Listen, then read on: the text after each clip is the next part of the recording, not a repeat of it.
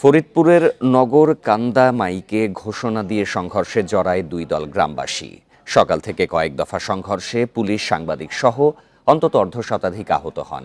এলাকায় এখনও থমথমে অবস্থা বিরাজ করছে। মোতায়েন রয়েছে অতিরিক্ত পুলিশ।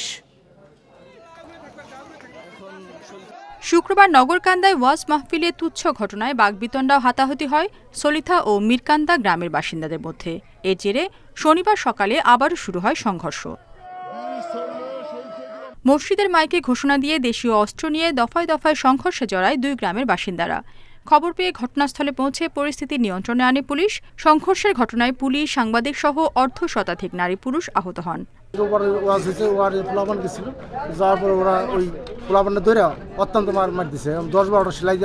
মাইকে ঘোষণা করে যে মিরকান্দার সাথে গ্যামজাম হয়েছে, আপনারা যার যা ডাল সরকি আছে আপনারা গোছাইয়ে চলে আসেন। ভিডিওটা যখন আগাইছি তখন আমাদের মনে হবেন কইছে কি বেলাতে কুবাবার জান গেছে, আমরা পলাইছি ওই বাড়িতে, তখন আমার ঘরে ঢুকে নিয়ে গেছে সবকিছু। পুলিশের দোকান বন্ধ করে গেছে। পুলিশ দোকান বন্ধ করার পরে এই সাইড দিয়ে পুলিশ এই সাইড দিয়ে চলে গেছে, আর ওরা ভিতরে ঢুকে গেছে।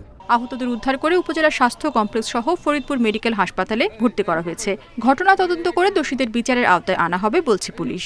আধিপত্য নিয়ে তাদের মধ্যে পূর্বের একটা বিরোধ ছিল, এতটুকু আমরা জানতে পারছি। তো এই পূর্বের বিরোধ থেকে গতকাল রাত থেকেই উত্তেজনা বিরাজ করতেছিল।